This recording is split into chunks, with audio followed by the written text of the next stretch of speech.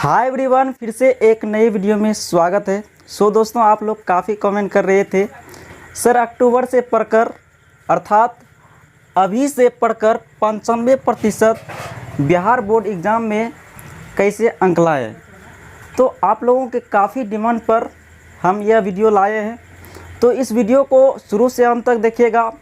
ऐसे आपको पहले कोई भी टीचर नहीं बताया होगा पूरे यूट्यूब पर। तो आप इस वीडियो को शुरू से अंत तक देखिएगा। और हमने पूरा पॉइंट लिए हैं स्टडी मंत्र का। तो इस स्टडी मंत्र पर अगर चलोगे तो निश्चित रूप से आप 95% से अधिक अंक प्राप्त कर सकते हो। समय बहुत मूल्यवान है, इसे बेकार में नहीं जाने देना है। समय के साथ आप कभी भी खिलवाड़ मत कीजिए। दुख की बात यह है कि समय बहुत कम है, लेकिन सुख की बात यह है कि अभी भी समय है। लेकिन समय के पास इतना समय नहीं है कि आपको दोबारा समय देगा। वक्त नहीं लगाइए निर्धारित करने में क्या करना है, वरना वक्त निर्धारित कर देगा आपको क्या करना है। चलिए इसी मोटिवेशनल कविता के साथ आज का क्लास शुरू करते हैं। देखिए, पहला पॉइंट है आपका समय को पहचान कर चलना। अगर आप अभी से पढ़ते हैं तो आपके लिए समय बहुत कम बचा है और समय को पहचान कर चलना है।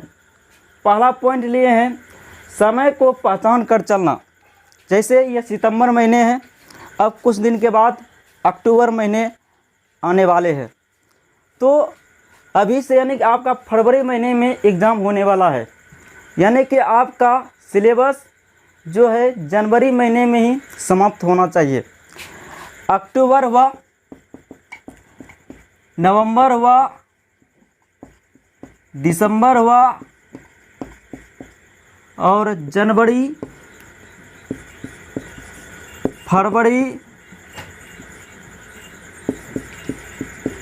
यानी कि अभी भी 4 महीने लगभग बचा है, जिसमें कि आपका जो है फरवरी महीना एग्ज़ाम का महीना है। यानी फरवरी महीने में आपका 12th का भी एग्ज़ाम हो जाता है और मैट्रिक का भी एग्ज़ाम हो जाता है।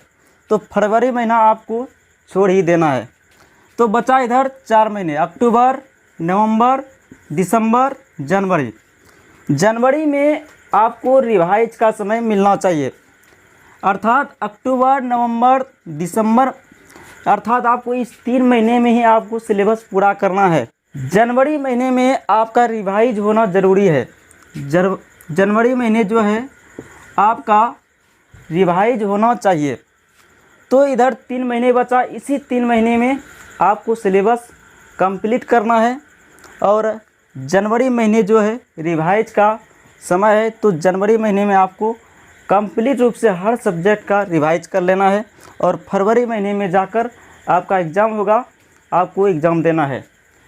दूसरा पॉइंट है टाइम टेबल बनाएं, उसे फॉलो करें। दूसरा पॉइंट क्या बताए हैं, आपको टाइम टेबल बनाना है और उसे फॉलो करना है। कई स्टूडेंट क्या होते हैं, टाइम टेबल तो बना लेते हैं लेकिन उसको फॉलो नहीं करते हैं। तो आपको टाइम टेबल बनाना है और उस पर चलना भी है। हम देखिए आज के इस वीडियो में हम आपको टाइम टेबल बताते हैं, आप इस पर चलने का प्रयास कीजिएगा। आपको पहले देखिए जागना, सुबह ही जाग जाना है, यानी कि 4 बजे जागना है। तो 4 से 6 सुबह सुबह जाग कर आपको पढ़ना है 2 घंटे। 4 से 6 मॉर्निंग का समय पढ़ने का बहुत ही बेस्ट टाइम होता है। 4 से 6 जागना है और 2 घंटे आपको पढ़ाई करना है। कितना? 2 घंटे। ठीक, कोई भी सब्जेक्ट पढ़ सकते हैं आप अपनी इच्छा के अनुसार, आपका जो बेस्ट सब्जेक्ट हो। ठीक, उसके बाद सुबह 9 से लेकर 12 तक, सुबह 9 से लेकर 12 तक 3 घंटे का आपको पढ़ाई करना है, 3 घंटे का। ठीक, अगर इस टाइम में अगर आप स्कूल जाते हैं तो कोई बात नहीं, लेकिन अगर आपका स्कूल बंद है तो आप 9 से लेकर 12 तक पढ़ सकते हो, यानी कि 3 घंटे। इसमें अपनी इच्छा के अनुसार सब्जेक्ट ले सकते हो। मैट्रिक का हो स्टूडेंट तो मैट्रिक में आपको पता है कौन कौन सब्जेक्ट है। अगर 12th का स्टूडेंट हो तो भी आपको कौन कौन सब्जेक्ट आपके वर्ग में है पता होगा। उसके बाद देखिए, आपको कुछ देर के लिए गैप लेना है, ठीक, थोड़ा सा टहल लेना है। उसके बाद दोपहर 2 से लेकर 5, दोपहर 2 से लेकर 5 यानी 2 बजे से लेकर 5 बजे तक आपको पढ़ना है 3 घंटे, ठीक है। 2 से लेकर 5 यानी 2 बजे से लेकर 5 बजे तक पढ़ना है, कितना, 3 घंटे, ठीक है। उसके बाद शाम के समय आपको 7 बजे पढ़ने के लिए बैठ जाना है। 7 से लेकर 10 तक, रात में 7 से लेकर 10 तक आपको पढ़ाई करना है 3 घंटे, ठीक। इसमें आप हिंदी या सोशल साइंस का सब्जेक्ट ले सकते हो, हिंदी प्लस सोशल साइंस। अगर आप 10th का स्टूडेंट हो तो आप 7 से 10 हिंदी सोशल साइंस रात में पढ़ सकते हो, ठीक है। अब देखिए, आई होप दूसरा आप पॉइंट जो है समझ गए होंगे। टाइम टेबल बनाना है, उसे फॉलो करना है। आपको जिस टाइम में आपको समय मिलता है उस अनुसार अपना टाइम टेबल बना लीजिए, ठीक है। उसके बाद तीसरा पॉइंट है आप ज़्यादा से ज़्यादा सेल्फ स्टडी पर फोकस करें। वर्तमान युग के स्टूडेंट में क्या है, एक ही सब्जेक्ट को 2 से 3 जगह कोचिंग पकड़ लेते हैं और उसी को वह बार बार इधर से उधर पढ़ते रहते हैं। लेकिन आपको अगर जैसे मैथ का सब्जेक्ट हुआ तो मैथ कोशिश कीजिए कि आप एक जगह ही पढ़ें। 2-4 जगह पढ़ने से आपको हो सकता है समझने में दिक्कत होगा। हर टीचर का अलग अलग कॉन्सेप्ट होता है, एक जगह पढ़िए तो आपको ज़्यादा नॉलेज मिलेगा और जल्दी से समझ में आएगा। तो अब आपको उसी अगर 2 से 3 कोचिंग पढ़ते हैं तो आप एक ही कोचिंग पढ़िए और आपको ज़्यादा से ज़्यादा सेल्फ स्टडी पर फोकस करना है। इधर उधर ज़्यादा समय व्यतीत नहीं करना है, सेल्फ स्टडी पर फोकस करना है, समझे। और खाली समय बचे तो आप जो है समय का सदुपयोग कीजिए और इधर उधर ज़्यादा समय व्यतीत नहीं करना है। चौथा पॉइंट है, डेली के टॉपिक्स को घर पर उसी दिन पढ़ना और उत्पन्न परेशानी को दूसरे दिन टीचर से पूछना, समझे। आप कहीं भी कोचिंग क्लास में पढ़ते हो, ठीक, आपको जो भी टीचर जो भी टॉपिक बताया, ठीक, जैसे बायोलॉजी में ही क्लास 10 में जैव प्रक्रम पोषण है ना, आपको मान लो प्रकाश संश्लेषण के बारे में बताया या फिर पाचन तंत्र के बारे में बताया, ठीक है। तो आपको पाचन तंत्र के बारे में जो बताया है आपको अच्छी तरह से समझ में आया या नहीं, आपको लिखाया भी होगा, तो उसको एक बार घर में पढ़िए। अगर जहाँ भी दिक्कत हुआ फिर दूसरे दिन आपको क्या करना है, टीचर से पूछना है, समझे। उसके बाद 5वां पॉइंट है क्लास रेगुलर करना। आपको देखिए क्लास रेगुलर करना चाहिए। आप कहीं भी पढ़ते हो, कोचिंग रहे या फिर कॉलेज रहे या फिर स्कूल रहे, आप कहीं भी पढ़िए, क्लास रेगुलर कीजिए। इससे क्या होगा, आपको हर चीज़ का नॉलेज होगा। अगर चैप्टर वाइज सभी चैप्टर पढ़ लेते हो तो आपको अच्छा मार्क्स आएगा, 95% से अधिक अंक जरूर आएगा। अगला पॉइंट है रट्टा ना मारें, बेसिक कॉन्सेप्ट को समझें, 3 बार पढ़िए। देखिए कई स्टूडेंट क्या होते हैं, रट्टा मारकर बढ़िया अंक तो ला लेते हैं, लेकिन जैसे ही वह कॉम्पिटिटिव एग्ज़ाम में बैठते हैं तो उससे काफ़ी परेशानी होता है।